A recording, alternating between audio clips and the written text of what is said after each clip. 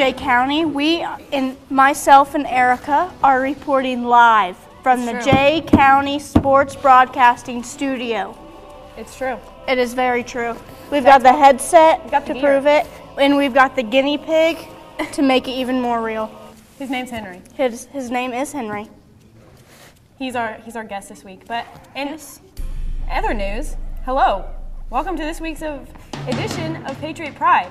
We have another week's worth of great news coming from our winter sports teams, as well as college hoops.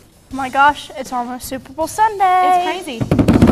Oh, but there are lots of predictions that have been made, and almost everyone say it's too impossible to tell which team is going to get that championship trophy. Is it going to be the San Francisco 49ers, or is it going to be Baltimore Ravens? You just don't know. We don't know. You don't. We will not know until Sunday night.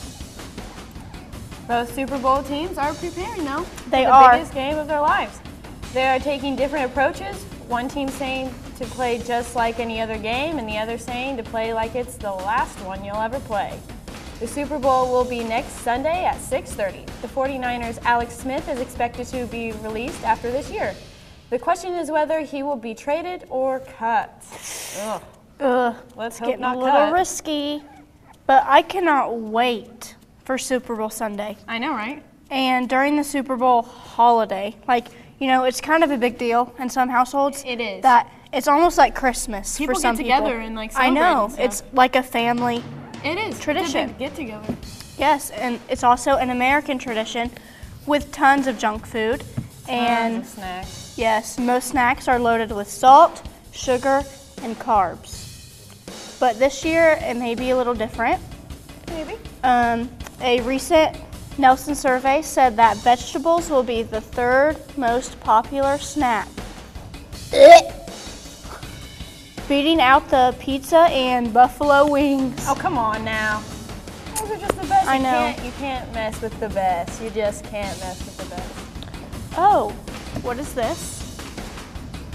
What do we have here? Chips and salsa. Even Henry's getting a little excited. Oh. He's smelling it. Yeah, Henry jumped a little bit. Yeah, he did. But, if you're one of those people that like chips and salsa, this snack is for you. So, it is. And it's a good choice. It is a great choice. Yep, so back on the fruits and vegetables. Fans are cutting out the fats and eating fresh over processed food, which is a little weird. Yeah, it is. It is a little weird. Weird. I love junk food, so I don't know. I won't be eating the healthy vegetables. Sorry. Me neither. But J Wrestling sectional results with Corey and Brock are what we have next.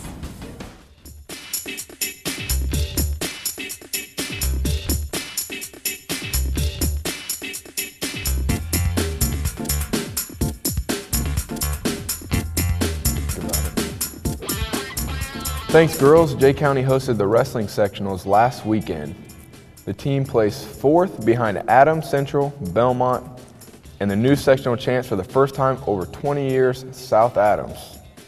Former champions Belmont fell after leading for 22 seasons. Patriot wrestlers Kyle Garinger and Eric Hemmelgard remain the top-seeded contenders in this weekend's regionals. Garinger has been strong all season as he remains undefeated in the 195-pound bracket. Just seconds after giving up a takedown, Garinger got a reversal and added a 3-point near fall to reclaim the lead. He tacked on 2 more near fall points in the opening period and rolled to a 21-6 technical fall for the victory in 4 minutes and 20 seconds. Garinger is now 39-0 and ranked 4th in the state, so he had quite a comeback. Hemmelgarn, who is currently ranked 5th, tore into Adams Central's Joe Fueling in just over a minute, then took on Mason Morningstar of South Adams in the championship match before taking an early lead and then a pin in 5 minutes and 45 seconds. This is the second year for the junior, who is now 37-1. Jay County's Connor Ray pinned Belmont Danny Baker in 1 minute and 15 seconds and defeated T.C. Perry of Southern Wales 8-3 before falling to Mosier in the championship match to finish in second place. Jesse Finnerty, 145 of the Patriots, pinned Bluffton's Logan Simpson in 2 minutes and 54 seconds in his third place match. Donnie Miller, 220, pinned Bolin Baker in 3 minutes and 34 seconds to also finish third. Alex Abbott and Corey Bellis each finished fourth. The top 4 wrestlers in each weight class move on to regionals. Good luck to our wrestlers Saturday as they host the regionals starting at 8:30 a.m. So if you're a wrestling fan, make sure you get out there and support everybody. I'm going to go out there and support my guy at regionals, but good luck to all the wrestlers.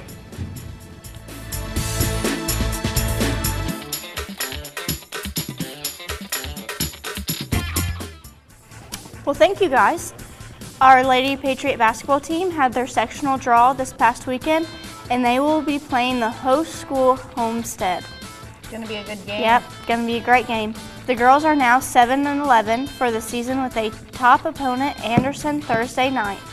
We'll be broadcasting the game. Fans can watch the game later on YouTube. We have got a lot of stuff on YouTube, actually. Yeah, we do.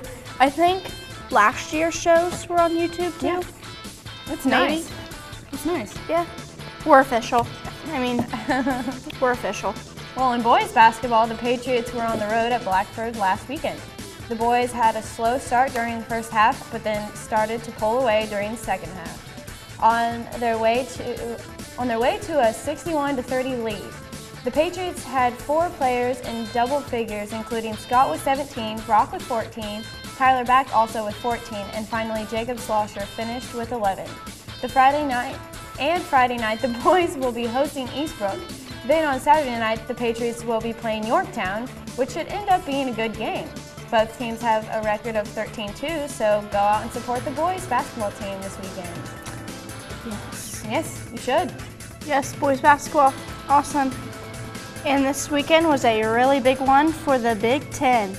There were many big losses but there were big wins as well. 2 of the big games last weekend were Indiana and Michigan State and Purdue versus Iowa. Indiana won over Michigan 75-70. Purdue had an overtime nail-biter against Iowa. The Boilermakers led the entire game, but Iowa crawled back in the last 2 minutes to get their first lead in the game. Then Purdue brought the game back to overtime at 54 points each. Both teams kept the momentum going over the next 5 minutes.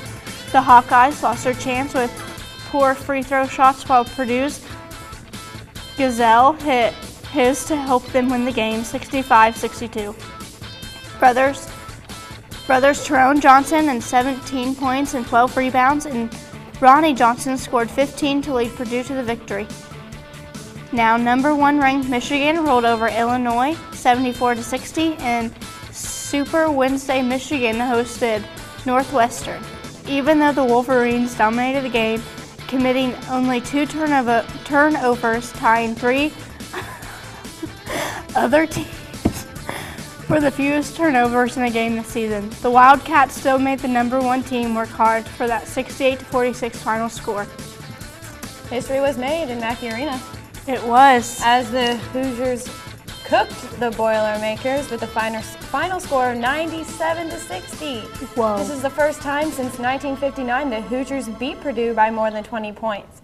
Cody Zeller had 19 points and 11 rebounds, while Christian Watsford and Victor Oladipo each had 17. Hoosiers number 6 man forward Will Sheehy roused the Purdue fans when he showed some muscle after a dunk. Purdue's freshman center A.J. Hammonds came off the bench with 2 fouls. The 7-footer scored a career-high 30 points, while freshman point guard Ronnie Johnson had 13. This Saturday's Big Ten game against Michigan and Indiana is expected to be one of the highest viewed games of the season. Whoa. So be sure to set your DVRs for the prime time matchup. Yes, it sounds like a great game. But going back to the Super Bowl, you know what my favorite part of the Super Bowl is? The commercial. The commercials are good. The commercials, yes.